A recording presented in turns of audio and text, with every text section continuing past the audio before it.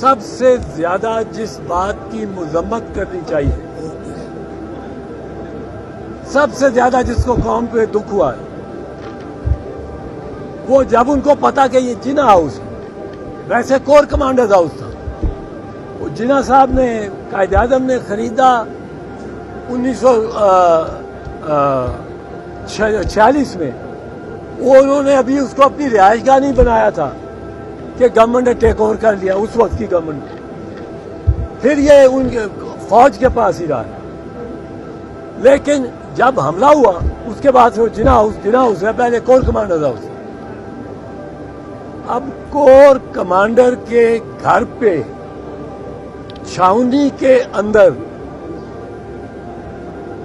حملہ ہو، جلوس لبرٹی سے چلے، پیدل کی سپیڈ پہ جلوس لبرٹی سے چلے،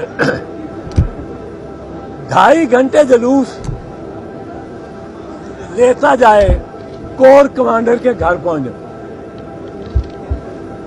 اس کے راستے میں کوئی رکاوٹ نہیں، کدھر ہے آئی جی پولیس، کدھر ہے ڈی آئی جی پولیس، کدھر ہے ایس ایس پی پولیس؟ پہلے تو کٹہرے میں ان کو کھڑا کرنا چاہیے کہ آپ اتنی بروٹل، اتنی وحشیانہ لاٹھی چارج کرتے ہیں، ٹیئر گیس پھینکتے ہیں، گولیاں بھی چلائی ہیں آپ نے ربڑ کی، آپ نے یہ جلوس جاتا نہیں روکتے تھے؟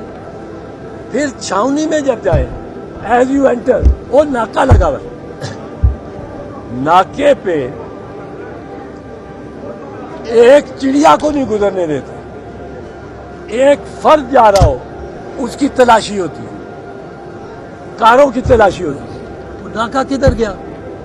وہاں تو پوری ایم پی کی ایک بٹالین کو آ جانا چاہیے تھا، چھاؤنی میں انٹر ہو کے 1.5 میل پھر چل کے وہ کور کمانڈر کے گھر پہ پہنچتے ہیں،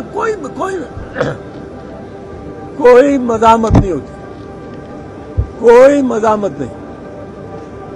وہ اگر آپ تصویریں دیکھیں اور ویڈیوز دیکھیں جو گورنمنٹ چلا رہی ہے، 100-150 آدمی ہیں، ان کے پاس کوئی آتشی ہتھیار نہیں ہے، کوئی گولی نہیں چلا رہا، کوئی پستول نہیں دکھا رہا، ڈنڈوں سے لیس، وہ 5 گھنٹے اس کو مسمار کرتے رہتے اور ویڈیو چل رہی ہے۔ یہ چھاؤنی میں ہوا، یہ کوئی آزاد کشمیر کی فرنٹ لائن پہاڑیوں پہ نہیں ہوا کہ فوج کو 1 دن لگ جاتا یا 6 دن۔ کور کمانڈر ہاؤس چھاؤنی کے اندر، اس وقت کور کمانڈر بھی وہی ہے، اس کی فیملی بھی وہی ہے، اور کوئی فوجی دستہ نہیں گیا۔ میں تو سمجھتا ہوں آرمی چیف کو پہلے یہ پوچھنا چاہیے اپنے ان یونٹ سے جو وہاں سے، کہ آپ کو ہوش ہی نہیں آیا؟ آپ نے دیکھا ہی نہیں کہ کون ہے؟ جا کے وہ نہتے نہیں تھے، ڈنڈے تھے، پر ان کے پاس کوئی نہیں تھا آتشی اسلحہ۔ اب آتشی اسلحہ لے کے، اور فوج اگر گھیرا ڈال لیتی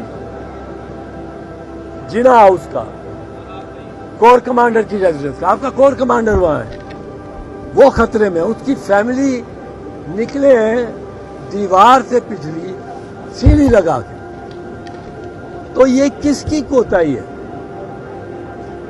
کور کمانڈر نے کہا جاتا ہے کہ بڑے ٹیلی فون کیے اپنے کولیگز کو، اپنے ماتحتوں کو، کسی نے جواب ہی نہیں دیا، تو یہ لگتا ہے انٹریپ کیا گیا۔